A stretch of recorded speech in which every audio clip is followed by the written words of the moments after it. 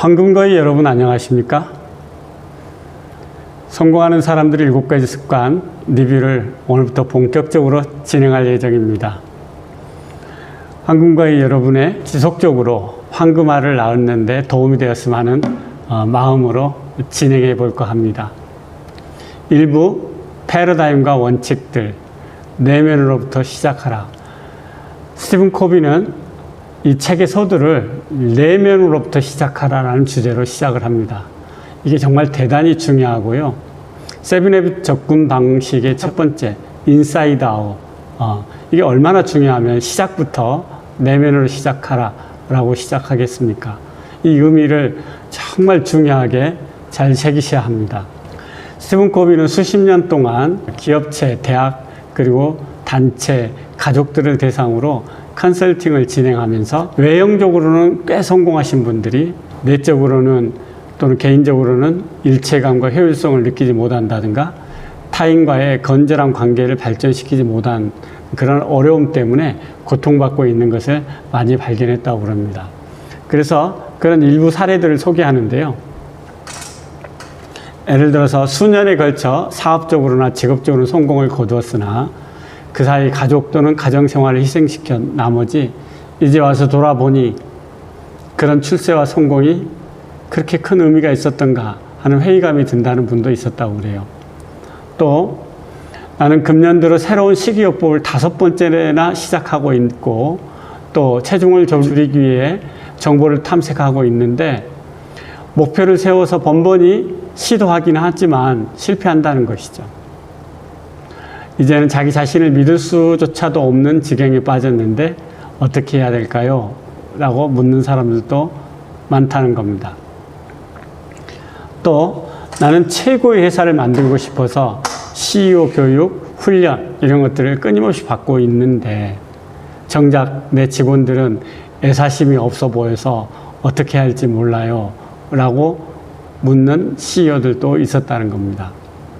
또 어떤 가정은 10대인 우리 아들은 반항을 그렇게 많이 하고 또는 약물 중독까지 돼 있는데 이 얘를 아무리 말려도 소용이 없으니 어떻게 해야 될까요? 라고 묻는 사람도 있었다는 겁니다. 또는 어떤 직장인은 세상은 빠르게 변하고 할 일은 너무나 많은데 시간이 충분하지 못해서 압박감과 혼란스러움을 느끼고 있다고 그럽니다. 시간관리 세미나에도 참석해 봤지만 별 효과를 거두고 있지 못해서 혼란스럽다. 이런 사람도 있었다고 그래요. 또 나는 친구나 친척들이 성공하는 걸 보면서 인정하고 축하해 주긴 하나 뒤돌아서면은 좌절감이 들고 질투가 생긴다는 겁니다. 저는 어떻게 해야 될까요? 라고 묻는 사람도 있었다는 겁니다. 또 어떤 부분은 우리의 결혼 생활은 파탄이 난 것 같아요.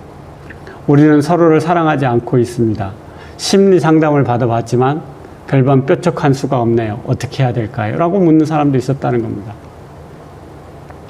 황금거위 여러분, 이런 과제들을 안고 있는 이웃들과 형제들을 많이 발견하게 되실 겁니다.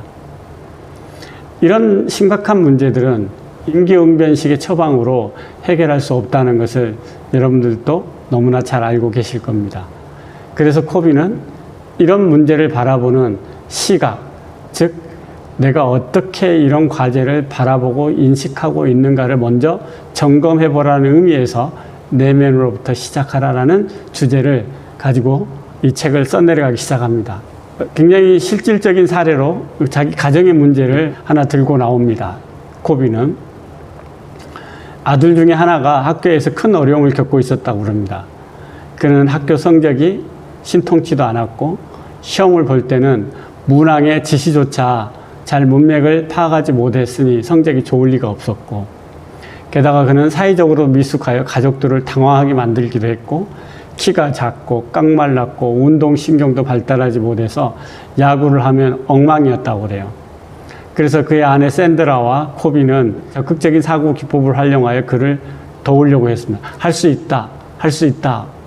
이렇게 해라, 저렇게 해봐라, 이렇게 격려하고 또 지지도 적극적으로 해주었다고 그럽니다. 그러나 매번 실패했고 결과가 신통치 않았다는 것이죠. 한마디로 말해서 아무 소용이 없었다는 겁니다.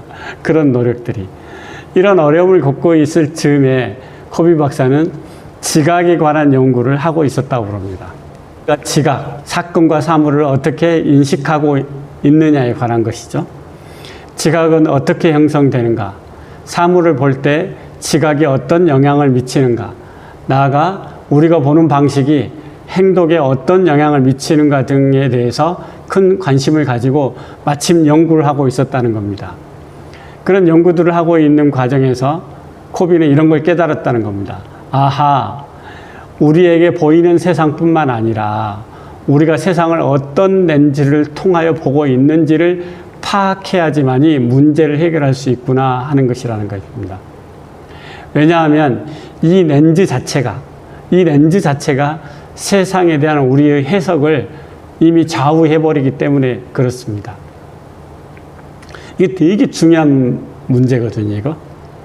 내가 그 문제를 풀려고 하는데 그게 풀리질 않아. 왜 그럴까요? 내가 그 문제를 잘못 보고 있다는 겁니다. 잘못 보고 있는 방식으로 내가 잘못 봤는데 내가 보는 방식으로 문제를 풀려고 하니 그게 풀릴 리가 없죠.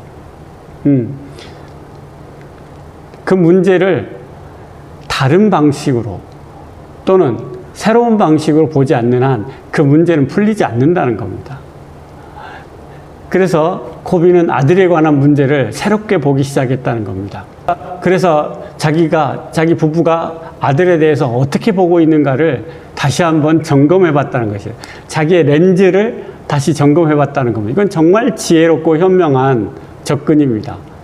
이건 정말 우리가 당면하고 있는 어떤 과제든 간에 내가 어떻게 이 사물을 보고 있는가, 어떻게 그 사람을 보고 있는가, 어떻게 이 사건을 보고 있는가를 다시 한번 점검해 보는 거, 이건 너무나도 중요한 겁니다. 이걸 우리는 다른 말로 이야기했을 때 메타인지라고도 이야기를 합니다. 그래서 이 부부는 다시 자신들이 어떻게 우리 아들을 보고 있는가를 점검해 보니까 우리 아들은 적응을 못하고 있으며 어쨌든 남들보다도 뒤처져 있다라고 보고 있더라는 겁니다.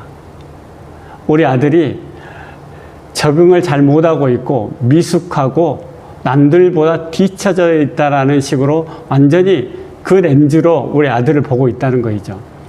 그러니까 그렇게 아들을 보고 있으니까 이러한 시각으로 보고 있으니 이 부부의 행동 또한 별 효과를 거둘 수 없었다는 겁니다. 왜냐하면 그 부부가 하는 행동이 적극적으로 할 수 있다라고 지지하고 격려를 하고 있었지만 결국에는 어떤 내용을 끊임없이 이야기하고 있었냐면은 너는 능력이 없다. 너는 우리의 보호가 필요하다. 우리의 격려가 필요하다. 엄마 아빠가 지시하고 하라는 대로 하면은 잘 될 것이다. 너는 미흡하다. 미숙하다라는 것을 끊임없이 반복적으로 이야기하는 결과를 낳았다는 겁니다. 이 부부가 정말 대단한 것은 따라서 이 상황을 변화시키기를 원한다면은 우리 자신이 이것을 먼저 깨달아야 된다는, 우리가 어떻게 이 아이를 보고 있는가를 먼저 깨달아야 된다는 것을 깨달았다는 것이죠. 그래서 우리 자신을 효과적으로 변화시키고자 한다면은 먼저 그에 대한 우리의 인식을 바꾸어야 한다는 걸 먼저 깨달았다는 겁니다. 이게 정말 대단한 일입니다.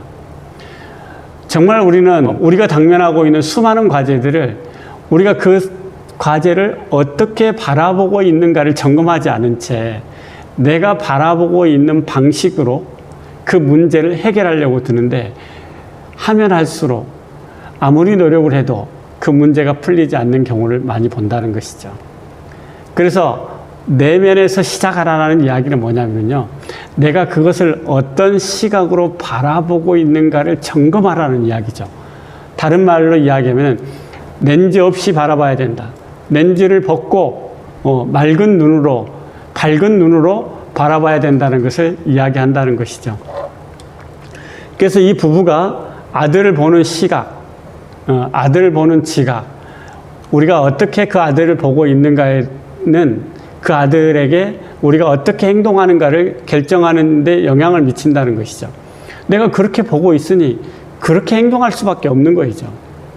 그러니 이 행동을 수정하려면은 내가 어떻게 보고 있는가를 수정하지 않고는 그걸 방식을 수정할 방법이 없는 것이죠. 그런데 이게 결코 쉽지 않죠. 내가 끼고 있는 렌즈로 세상을 보고 있고, 우리는 그 렌즈로 세상을 해석하고 있기 때문에 그 해석에 된 결과에 따라서 우리는 행동하려고 들겠죠. 하지만 이 렌즈가 잘못됐다라면 우리의 이런 정성스럽고 의도가 좋은 노력들도 결코 좋은 결과를 맺지는 않을 수 있다는 사실을 우리가 깨달아야 된다는 것. 코비는 우리에게 이런 문제의식을 우리에게 각성시키면서 세븐해빗을 시작하고 있습니다.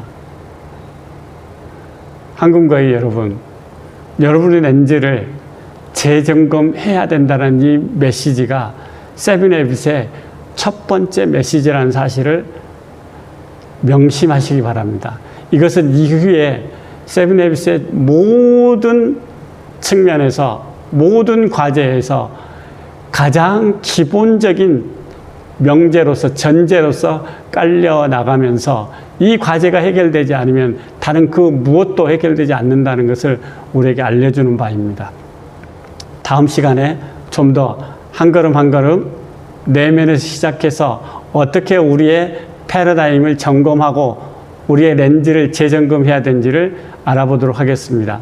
한국과의 여러분, 다음 시간에 다시 뵙도록 하겠습니다. 김봉학이었습니다.